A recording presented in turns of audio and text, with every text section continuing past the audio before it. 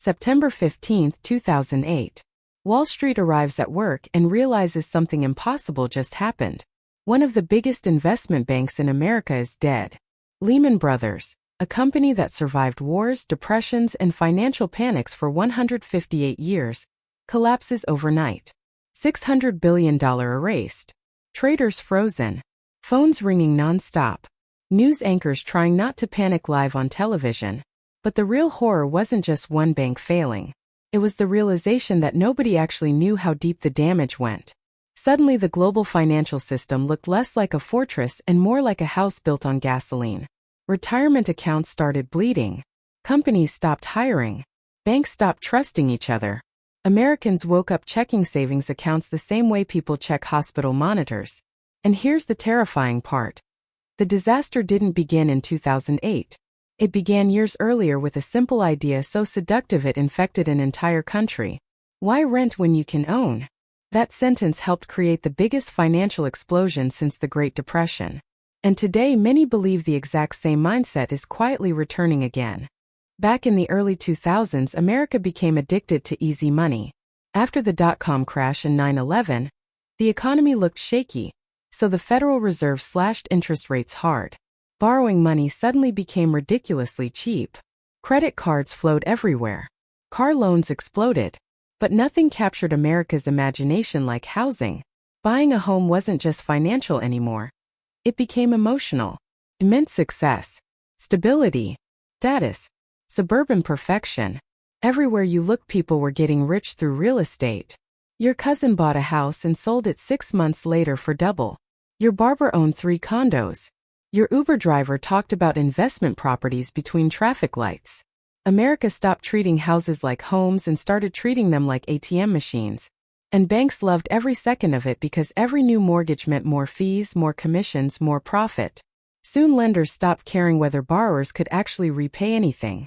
If you had a pulse, congratulations, you qualified for $500,000 in debt. The system didn't reward caution anymore. It rewarded volume. Then came the loans that should have never existed. Adjustable rate mortgages, zero-down loans, interest-only loans, and the legendary ninja loans. No income, no job, no assets. Sounds insane now, but back then banks handed them out like Halloween candy. Someone making $35,000 a year could somehow get approved for a luxury home with granite countertops and a 3-car garage. Why? Because lenders believed home prices would rise forever. If borrowers failed, no problem, just sell the house for even more money later. That was the logic. America entered a full-blown housing fever dream. Open houses looked like Black Friday sales. People bought second homes before furnishing the first one. Some investors purchased properties they never even planned to live in. Everyone thought they were geniuses because prices kept climbing. But when everyone gets rich too easily, something dangerous is usually happening underneath the surface. The economy wasn't becoming stronger. It was becoming more fragile while pretending to be unstoppable. Now here's where things became truly dangerous. Wall Street looked at all these risky mortgages and saw an opportunity to print even more money. Instead of keeping the loans, banks bundled thousands of them together into giant investment packages called mortgage-backed securities. Basically, they took risky debt, wrapped it in financial jargon, and sold it to investors around the world as safe. Pension funds bought them. Insurance companies bought them. Foreign banks bought them. Even retirement accounts unknowingly bought them. The craziest part? Rating agencies stamped many of these toxic investments with AAA ratings, meaning supposedly ultra-safe. Imagine putting spoiled meat inside expensive packaging and labeling it premium quality. That's basically what happened. The entire financial industry became one giant machine recycling bad debt into fake security. And because everybody was making money, almost nobody wanted to ask difficult questions. Greed was louder than common sense. But Wall Street still wasn't satisfied. They wanted bigger profits, faster profits, more leverage. So financial engineers created something even more explosive called CDOs, collateralized debt obligations. These were basically Frankenstein monsters built from piles of already risky mortgage investments. Bad loans were mixed together, reshuffled, sliced into layers, and magically transformed into products investors believed were stable. It was financial alchemy. Garbage became gold through accounting tricks and blind optimism. Meanwhile, executives collected massive bonuses, while the system quietly rotted from the inside. But a few outsiders noticed something horrifying. A handful of investors started reading the actual mortgage data, buried deep inside the paperwork. They realized many borrowers couldn't realistically survive once interest rates increased. These people saw the cracks before the collapse. And instead of joining the party, they made one of the most controversial bets in financial history. They bet the entire housing market would crash. At first, Wall Street laughed at them. Betting against American housing sounded insane. Home prices had been climbing for years. Banks thought the skeptics were paranoid weirdos. But then those investors asked for something dangerous. They wanted insurance contracts that would pay them if the mortgage market collapsed. Wall Street happily agreed because they thought the crash would never happen. Those contracts became known as credit default swaps. And this is where the whole system entered pure madness. You didn't even need to own the actual investment to buy insurance against it. Imagine buying fire insurance on your neighbor's house, while secretly hoping it burns down tomorrow. That was basically the game. Suddenly billions of dollars were being wagered on whether the housing market would survive. The financial system transformed into a giant casino where nobody fully understood how much risk was stacked on top of everything else. The profits looked amazing. The danger remained invisible. Until reality finally arrived. The first cracks appeared quietly. A few missed mortgage payments here. Some foreclosures there. Empty condos sitting unsold in Florida and Las Vegas. But then something impossible happened. Housing prices stopped rising. And once prices stopped climbing, the entire illusion began collapsing in slow motion. Borrowers with adjustable-rate mortgages suddenly faced exploding monthly payments. Families that were barely surviving before now drowned instantly. Foreclosures spread across America like a virus. Houses flooded the market. Buyers disappeared. Prices started falling harder. Investors panicked. And suddenly those safe mortgage investments turned radioactive. Banks realized they were holding trillions in toxic garbage nobody wanted anymore. But because banks were massively connected to each other, fear spread through the entire financial system. Nobody knew which institution would collapse next. Trust vanished.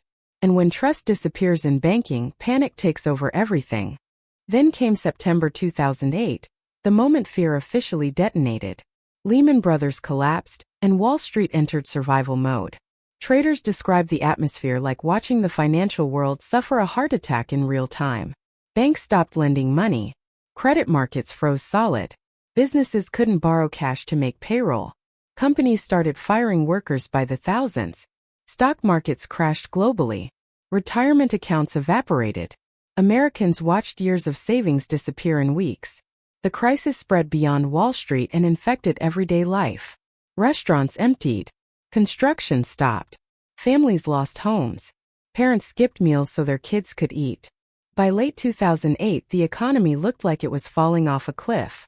And the scariest part? Nobody knew where the bottom was. Every morning brought another headline that sounded impossible the week before. Another collapse. Another bailout. Another emergency meeting. The machine powering the global economy was breaking apart in public. Then came the most controversial moment of the entire crisis. The government stepped in with massive bailouts. Trillions of dollars flooded into the financial system to stop total collapse. Banks received emergency lifelines. Insurance giant AIG was rescued. Car companies were rescued. Wall Street firms that helped create the disaster suddenly depended on taxpayer money to survive. Americans watched executives receive bonuses while ordinary workers lost homes and jobs. That anger changed the country permanently. People realized the system worked differently depending on who you were. If ordinary citizens failed financially, they faced bankruptcy and eviction. But if giant institutions failed, governments rushed in with rescue packages because they were considered too big to fail. Trust in the system shattered. Millions of Americans stopped believing the economy was fair. And honestly, many still haven't recovered from that betrayal psychologically. But here's where the story gets uncomfortable. The conditions that created 2008 never fully disappeared. They simply evolved. Today debt levels are even larger than before the crash. Governments owe trillions. Credit card debt is exploding. Housing affordability is collapsing again. Artificially cheap money flooded markets for years after the pandemic, inflating stocks, crypto, tech companies, and real estate. Once again, people started believing prices only go upward. Once again, speculation exploded. Once again, risky behavior returned because easy money makes everyone feel smarter than they really are. And just like before 2008, many experts warn the system looks stable on the outside while pressure quietly builds underneath.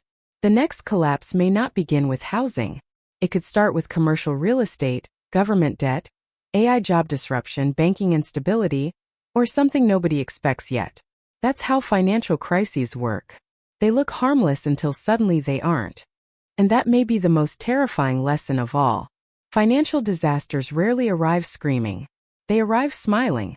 They arrive during boom times when optimism feels endless.